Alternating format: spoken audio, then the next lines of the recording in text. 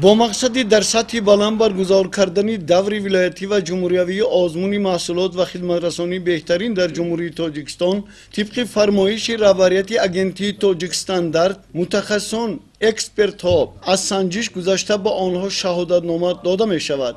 به این مناسبت در ریاست استانداردیزاسیون مترولوژی سرتیفیکاسیون و نظارت سودای ولایت ختنان با اشتراک نمایندگان مسئول اگنتی تاجیک استاندارد، مقامات اجرایی حاکمیت دولتی ولایت ختنان و مقامات تاجیک استاندارد از منطقه های ولایت جمع آمد برگزار شد.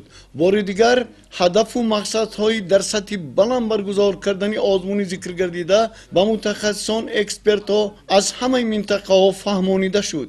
بعد معین کردن بهترین 22 نفر اکسپرت ها با آنها شهادتنامه مخصوص داده شد. در برابر این باید تاکید داشت که متخصصان شعبه نظارت سودای ریاست استانداردیزاسیون مترولوژی سرتیفیکاسیون و نظارت سودای ولایت ختنان پیوسته در بازارها، مرکزهای تجارتی و خدمترسانی به فروشنده و صاحبکاران، پیشخدمتان کارهای فرماندهی گذرانیده ماهیت قانون جمهوری تاجیکستان درباره حمایت حقوق استعمال کنندگان را فهمانیده ورقه اطلاعاتی تاجیک استاندارد آگاه میکند را در جایهای نمایان بازار و مرکزهای تجارتی آویزان میکنند و ضمن بردن کارهای فرماندهی تاکید می‌نمایند که فروشنده و پیشخدمتان باید دارای اخلاق حمیده انسانی، نشانی سررسیدگی و لباس مخصوص کاری باشند و با مزاجان معاشرت خوب نموده خدمترسانی را در سطح بلند برآورند. با مقصد حمایت حقوق استعمال کنندگان و رعایت طلبات قانون جمهوری تاجیکستان درباره حمایت حقوق استعمال کنندگان در بازارها، دکان و مغازه‌های منطقه باختر کارهای فرماندهی گذرانده ایم. مقصد این کارهای فرماندهی از آن عبارت میباشد که در دکان و مغازه‌ها حمایت حقوق استعمال کنندگان درست برآورده شود. فروشنده ها و پیشخدمتان از ثمر این همکاری ها با متخصصان مقامات تاجیک استاندارد در ولایت ختنان قناعتمند بوده کوشش می نمایند که با معاشرت معامله نیک خدمترسانی را طبق طلبات جهانی معاصر برآورند. شکرانه دولت که ما با همین روزا رسیدیم، این استقلالیت تینجوی امانی با همین چیزا رسیدیم.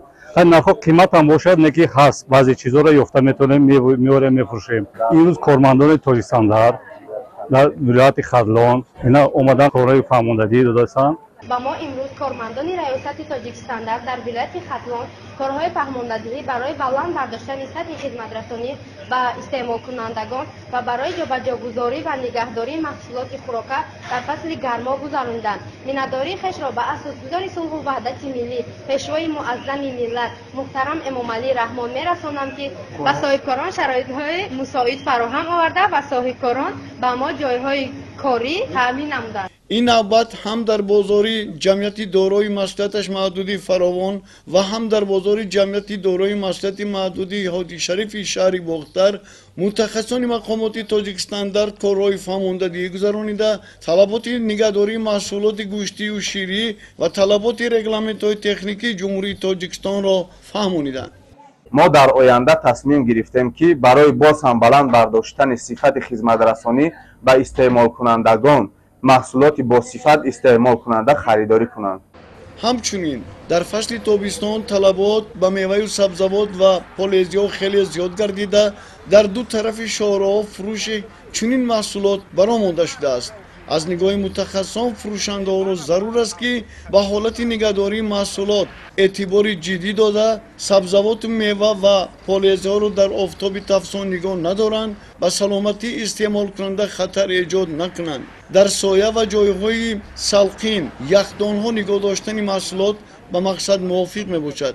همچنین ضرور است که ضمن سودای محصولات در شهرها حیات خود را از خوف و خطر جایهای ماشینگذار امین نگاه دارند. سعیدزاده شیرعلی، محمد سعید خواجه، شهرت شیرعلی، منوچهر آدینه برای برنامه اطلاعاتی اخبار.